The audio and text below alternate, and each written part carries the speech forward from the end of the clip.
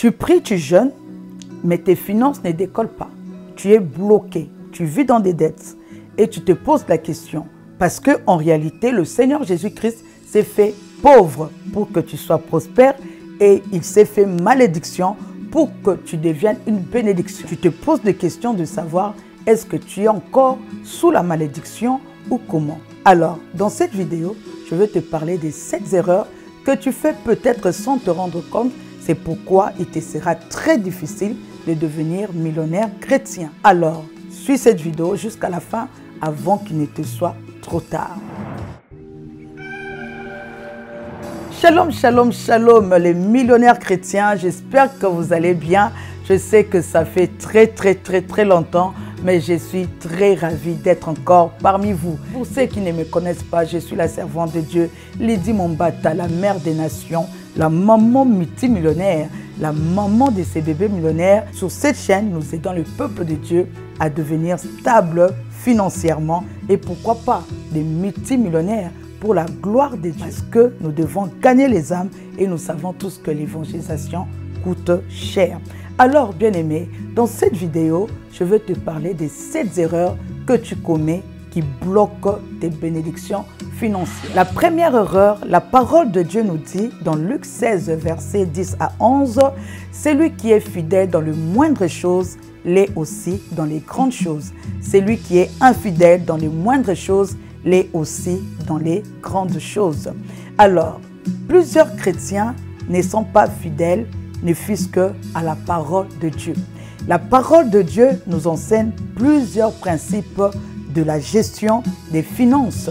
Mais plusieurs chrétiens ne partent pas consulter la parole de Dieu pour voir comment est-ce qu'ils doivent appliquer les principes de Dieu pour devenir prospères. Plusieurs chrétiens bien-aimés n'ont ni intelligence ni sagesse biblique.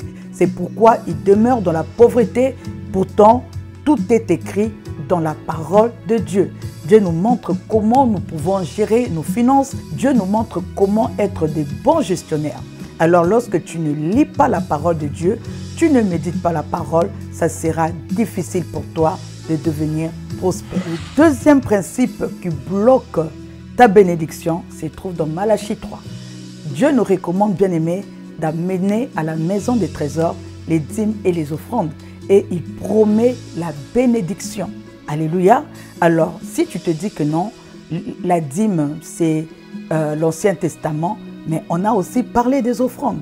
Parce que Dieu ouvre les écluses des cieux à ceux-là qui soutiennent son œuvre. Je sais que vous viendrez, les pauvres vont venir encore écrire en commentaire que non, nous sommes en train de vous enrichir.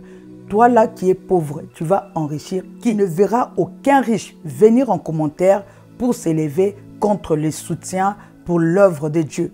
Parce que les gens qui aiment le Seigneur soutiennent toujours l'œuvre de Dieu parce qu'ils veulent que les âmes soient gagnées.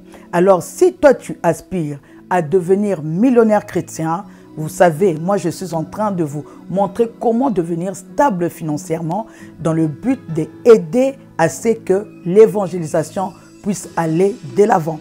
Parce que nous savons tous comment les enfants des autres là sont en train de mettre beaucoup d'argent en jeu, bien-aimés, pour louer des grandes salles à l'honneur du diable. Et pourquoi pas nous, enfants de Dieu, nous pouvons aussi louer des grandes salles pour gagner les âmes du Seigneur. Parce qu'il est écrit que les sages s'emparent des âmes. Alors si tu es réellement millionnaire chrétien, tu aspires à devenir millionnaire chrétien, tu dois inculquer ce principe, c'est-à-dire de donner pour que l'œuvre de Dieu puisse avancer. Dieu promet qu'il va ouvrir les écluses des cieux, il va répandre la bénédiction en abondance lorsque tu donnes tes offrandes ou soit tu payes ta dîme. La troisième erreur, c'est lorsque tu aimes l'argent plus que Dieu. Dans 1 Timothée 6, 10, la Bible te dit que l'amour de l'argent est la racine de tout le mot. C'est-à-dire, tu étais chômeur, tu priais, tu jeûnais, tu étais tout le temps là à l'église parce que tu voulais que Dieu puisse te donner le travail. Alors, lorsque Dieu t'a donné le travail, tu as oublié la prière. Tu ne veux plus jeûner, tu ne veux plus prier parce que tu as commencé les affaires. Dans les affaires commencent à prendre la place de Dieu, ton travail commence à prendre la place de Dieu. Là déjà, tu deviens un serviteur infidèle parce que tu dois apprendre à être fidèle lorsque tu étais dans la pauvreté, dans le chômage et lorsque Dieu t'a béni par un travail ou par un business.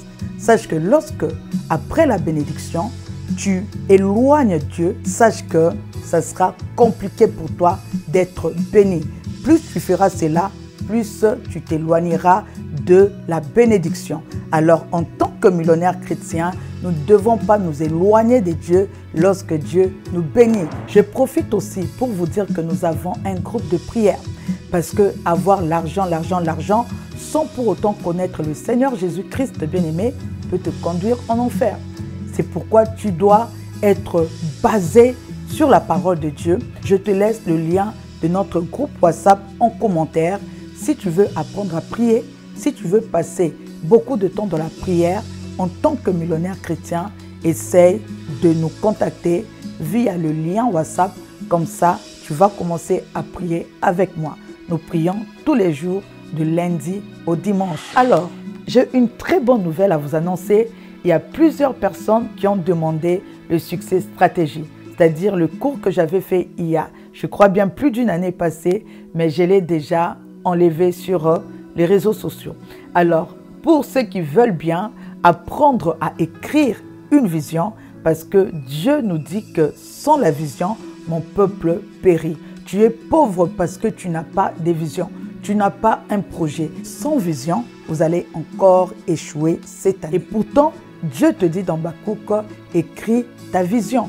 C'est pourquoi, comme ça a été demandé, cette fois-ci, je ne veux pas remettre le cours, mais nous allons faire un atelier. C'est-à-dire pendant 5 jours, je serai avec toi pour pouvoir t'aider à écrire la vision. Parce que je veux vraiment que ça soit pratique. À la fin de cet atelier, tu vas sortir avec la vision, peut-être de 15 ans, de 20 ans, et puis ta vision pour cette année 2025. Ça t'aidera, bien aimé, à être active, en action pour vivre la vie de tes rêves. C'est pourquoi il ne faut pas rater cela. Ça sera des sessions de 2 heures, c'est-à-dire j'enseigne et puis je vous donne le temps de travailler et je reste avec vous pour répondre aux questions. Nous allons aller étape par étape. Je vais vous apprendre comment écrire la vision et atteindre vos objectifs. Pendant 5 jours, nous aurons 10 heures de travail. J'ai mis ça 29 $. Pourquoi? Parce que j'aime vous aider. Les 29 $ là, c'est moins par rapport à ce que tu utilises pour acheter tes perruques, mais qui ne te rapportent rien du tout. Tu es toujours dans ta pauvreté parce que tu ne connais pas écrire la vision. C'est pourquoi écris-moi sur le numéro pour t'inscrire. Comme ça, je vais te donner les coordonnées. Comment faire ton paiement va commencer le 3 avril jusqu'au 7 avril. Oh, le 7 avril, c'est même l'anniversaire de ma grande sœur. Alors, bon anniversaire déjà. C'est pourquoi ne rate pas. Je vous avais déjà dit, si vous voulez devenir millionnaire chrétien, vous devez vous former. La 4e erreur, c'est l'endettement sans sagesse. La parole de Dieu te dit dans Proverbe 22, verset 7, les riches dominent sur les pauvres et celui qui emprunte devient esclave de celui qui prête. Un esclave peut-il devenir millionnaire? Non. Lorsque tu ne fais que accumuler les dettes, sache que tu vas t'appauvrir parce que nulle part tu verras un esclave devenir millionnaire. Alors, arrête, bien-aimé, de t'endetter. Si tu as des dettes, fais un effort pour payer toutes tes dettes, sinon tu resteras esclave. La 5e erreur, c'est de ne pas avoir une vision claire par rapport aux finances. Parce que plusieurs chrétiens vivent comme ça, sans vision. Et pourtant, Habakkuk 2, verset 2, nous recommande d'écrire la vision. Alors, si tu n'as pas la vision, tu ne pourras aller nulle part. Tu vas commencer à dépenser parce que tu n'as pas de plan, tu n'as pas de projet, tu n'as rien du tout. Tu vas commencer à dépenser ton argent en désordre. Et tu vas te dire que non, ce sont les sorciers de la famille. Oh, je suis dans la malédiction. Non, bien-aimé.